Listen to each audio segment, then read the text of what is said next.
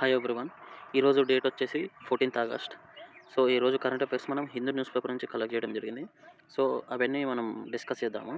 So ఈలోపు మీరు ఏం చేస్తారంటే మన ఛానల్ని సబ్స్క్రైబ్ చేసుకొని everyday current affairs, English medium current affairs చెప్పడం జరుగుతుంది. డైలీ కరెంట్ అఫైర్స్ చెప్తాను. సో మనం వీడియోలోకి వెళ్ళిపోదాం. ఇంకా అయితే ఇష్యూ ఏంటిదంటే Lok Sabha speaker sets in motion the process to remove high court judge. So ఈ ఇష్యూ మీకు తెలుసు కదా, అలహాబాద్ హైకోర్టు జడ్జ్ అనే ఆయన ఇంట్లో ఫైర్ యాక్సిడెంట్ జరిగినప్పుడు నోట్ల కట్టలు దొరికినాయి. సో దాని గురించి అని ఎంక్వైరీ చేశారు.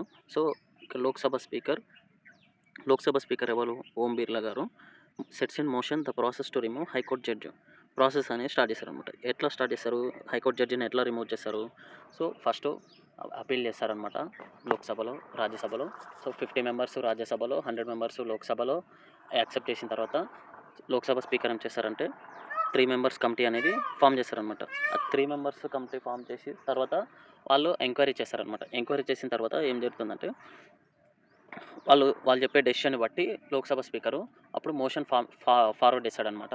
అప్పుడు వాళ్ళు చెప్పే డెసిషన్ బట్టి 3 మెంబర్స్ కమిటీ చెప్పే డెసిషన్ బట్టి హైకోర్టు జడ్జిని తీయాలా లేదా అనేది డిసైడ్ చేస్తారనమాట.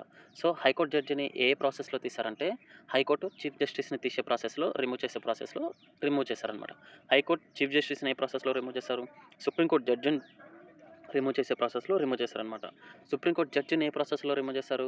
సుప్రీంకోర్టు చీఫ్ జస్టిస్ని రిమూవ్ చేసే ప్రాసెస్లో రిమూవ్ చేస్తారనమాట. సో ఇందాక నేను చెప్పిన ప్రాసెస్ ఉంది కదా, కమిటీ ఫామ్ చేసి ఎంక్వైరీ చేసి రిపోర్ట్ని సబ్మిట్ చేసినాక లోక్సభలో మోషన్ ఫార్వర్డ్, ఇదంతా ఇదే ప్రాసెస్ అనమాట. కాకపోతే మనం డైరెక్ట్ ఇట్లా అని చెప్పకూడదు అనమాట. యాజ్ పర్ ద కాన్స్టిట్యూషన్ ఒకరిని వీళ్ళ బేసిస్గా రిమూవ్ చేస్తారు, ఇంకొకరి బేసిస్గా రిమూవ్ చేస్తారని ఇట్లానే చెప్పాలన్నమాట according to the Indian constitution. So ఈరోజు కరెంట్ అఫైర్లోకి వెళ్ళిపోతే the facts connected in present. So ఇక్కడ ఈ ఏరియాలో చూడండి, the facts connected in present case point towards corruption and rare eligible for action as per Article 124, Article 217, Article 218 of the Constitution of India. Parliament needs to speak in one voice on this issue. ఎవరు చెప్పారు ఇట్లని? ఓం బిర్లా గారు చెప్పారనమాట, Lok Sabha speaker గారు. So ఇక్కడ ఇన్డెప్త్గా current అఫైర్లోకి వెళ్తే మనం Lok Sabha speaker Om Birla on Tuesday set in motion the process of removing. ఎవరు ఇంతకీ రిమూవ్ చేసేది ఎవరిని? Justice Yashwant Varma of Allahabad high court by admitting a motion signed by 146 members sign చేశారనమాట. ఓకే, మోషన్ రిమూవ్ చేయాలా వద్దా అనే డెసిషన్ నిర్ణయించే ముందు 3 మెంబర్స్ కమిటీ ఫామ్ చేసే ముందు ఇట్లా అడుగుతారనమాట. సో 146 మెంబర్స్ యాక్సెప్ట్ చేశారనమాట. And constituting A 3 members committee, enquiry committee 3 members committee అనేది ఫామ్ చేశారనమాట to prove the charges against justice Varma. The enquiry committee comprises supreme court. So అందులో 3 మెంబర్స్ కమిటీలో ఎవరు ఉంటారంటే సుప్రీంకోర్టు జడ్జి ఉంటాడనమాట, ఇంకా ఏదైనా హైకోర్టు, ఇండియాలో ఏదైనా హైకోర్టు చీఫ్ జస్టిస్ ఉంటాడు, అండ్ ఇంకొక పర్సన్ ఎవరంటే ఏదైనా హైకోర్టులో అడ్వకేట్, హయ్యర్ అడ్వకేట్ అనే అతను ఉంటాడనమాట.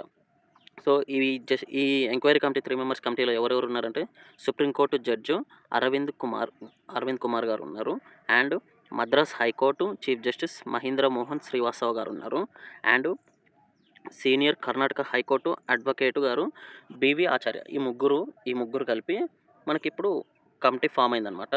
Justice Varma was retreated from the Delhi high court to Allahabad high court after burnt wads of currency notes.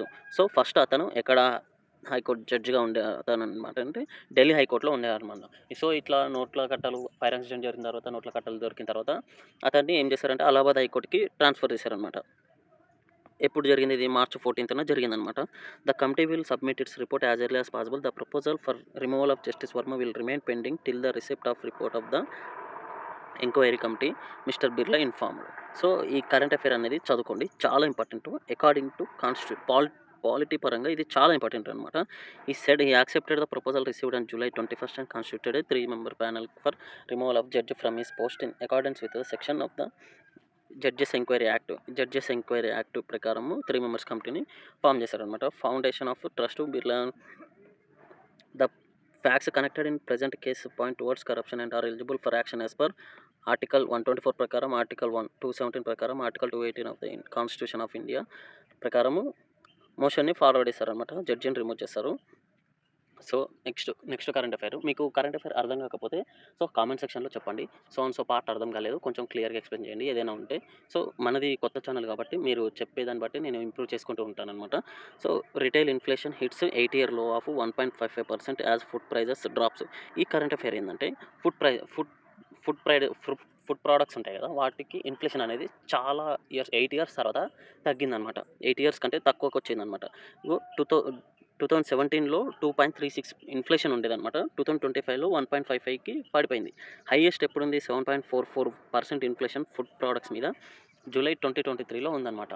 So the chart ఇక్కడ చూడండి. The chart shows all India year on year inflation rates from July 2017 to July 2025 values in percentages. So ఇది మీరు గుర్తుంచుకోవాలన్నమాట. ఎందుకంటే తగ్గింది కాబట్టి మనం తప్పదు గుర్తుపెట్టుకోవాలి మనం. Retail inflation in India slip to 1.55% in July. It's lowest rate since 2017 అనమాట. సో ఇది మీరు గుర్తుపెట్టుకోండి. ఈ రిలీజ్డ్ బై ఇది ఎవరు రిలీజ్ చేశారనమాట, consumer price index released by ministry of statistics and programme implementation వాళ్ళు రిలీజ్ చేశారనమాట.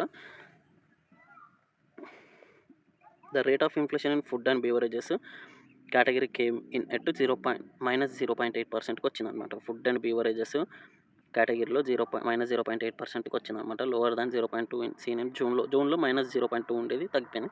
అండ్ 5.1% ఇన్ జూలై 2024లో ఉంది. Food basket there was in deflation key items such as vegetables. ఏ ఫుడ్ ప్రోడక్ట్స్లో తగ్గింది ఇన్ఫ్లేషన్ అంటే ఇప్పుడు వెజిటేబుల్స్ మీద తగ్గింది, పల్సెస్, స్పైసెస్, మీట్ మీద తగ్గిందని రజనీ సిన్హా చీఫ్ ఎకనామిస్ట్ అటు కేరెడ్జీ రేటింగ్స్ వాళ్ళు అతను చెప్పారనమాట. సో ఇది అర్థమైంది అనుకుంటాను. నెక్స్ట్ ఈ కరెంట్ అఫైర్ చూసుకోండి. Telangana to develop 13,000 kilometre road network. Telangana government ఏం డిసైడ్ అయిందంటే, Telangana government 13,000 kilometres road network develop చేయాలని డిసైడ్ అయిందన్నమాట. The government has embarked upon an ambitious programme for development of around 13,000 kilometre road network across Telangana. ఓకేనా, అంతే. ఆ current affair అంతే వచ్చింది news పేపర్లో. నెక్స్ట్ బట్టి government to develop 13,000 kilometres road network బట్టి విక్రమార్క గారు చెప్పారనమాట. State government has embarked upon an ambitious programme for development of 13,000 kilometres road network.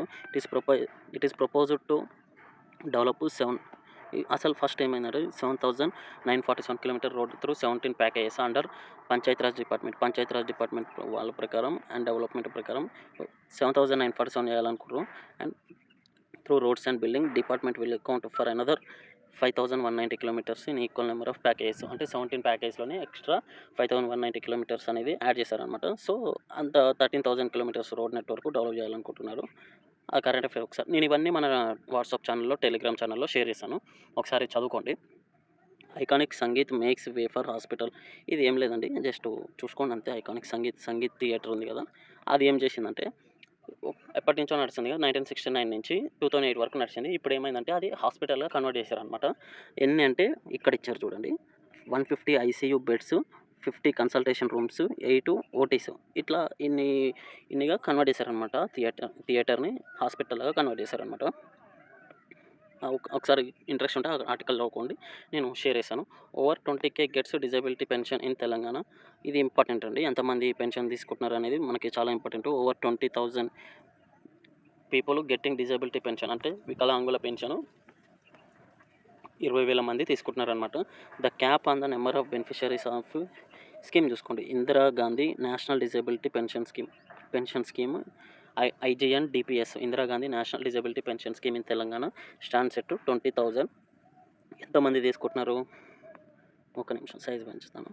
20,578 members disability pension తీసుకుంటున్నారనమాట తెలంగాణలో.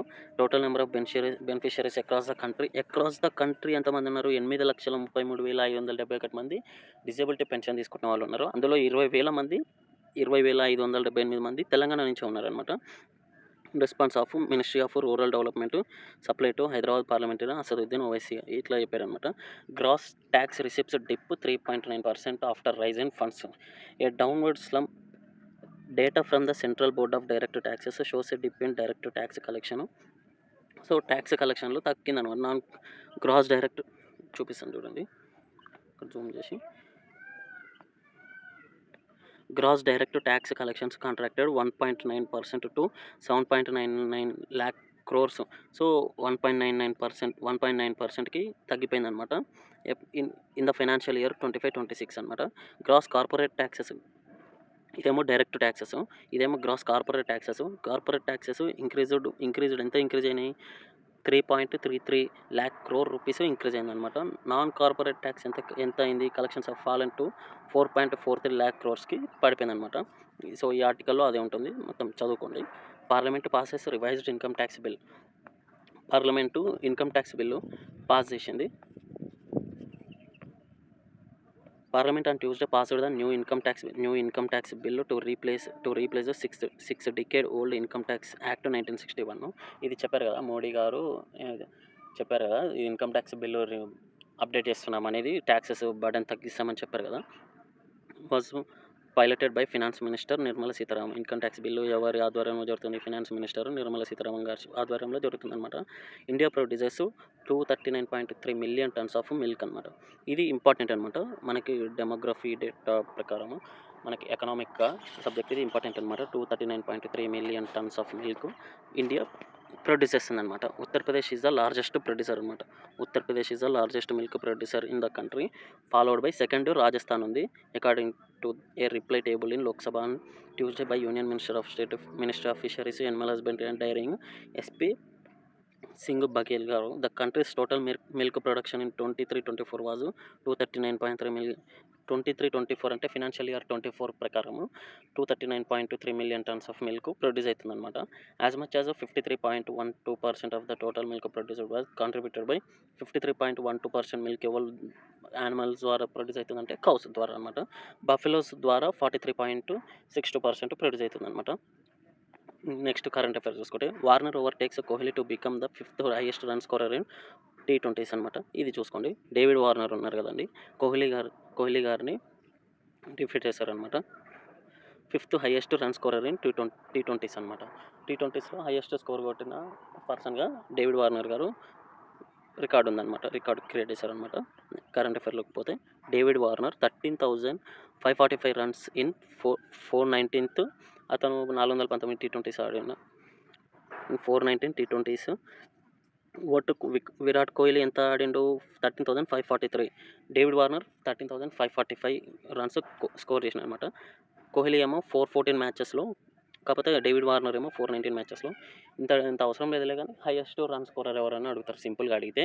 So 5th highest run scorer, run getter in T20s. Warner achieved the feet during his 51 ball 71 for London Spirit against Manchester Originals in the 100. The top run getter is T20 Chris GAIL highest runs అనమాట. 14,562 runs 463 గేమ్స్లోనే score చేశాడనమాట. 14,562 runs. So ఇది మన current affairs ఈరోజు అయితే. So మన current affairs నచ్చితే మీరు like చేయండి, సబ్స్క్రైబ్ చేయండి, మీ ఫ్రెండ్స్కి షేర్ చేయండి ఫస్ట్ అయితే. ఎందుకంటే ఇంగ్లీష్ మీడియంలో మీకు బైలింగ్వల్ ఎక్స్ప్లెనేషన్ తెలుగులో, ఇంగ్లీష్ మీడియంలో కరెంట్ అఫైర్స్ ఉండడం మీకు చాలా తక్కువ మంది చెప్తారు. మ్యాక్సిమం మీకు Telugu medium current affairs video రూపంలో దొరుకుతుంటాయి. సో మన ఛానల్ని సబ్స్క్రైబ్ చేసుకోండి, అప్డేట్స్లో ఉండండి. ఎవ్రీడే మీకు కరెంట్ అఫైర్స్ షేర్ చేస్తుంటాను, వీడియో అప్లోడ్ చేస్తుంటాను. ఈ ఆర్టికల్స్ అన్నీ నేను మీకు మన టెలిగ్రామ్ గ్రూప్లో షేర్ చేస్తాను అనమాట. టెలిగ్రామ్ గ్రూప్ లింక్ కింద డిస్క్రిప్షన్లో పెడతాను, వెళ్ళి చెక్ చేయండి ఒకసారి. ఓకే.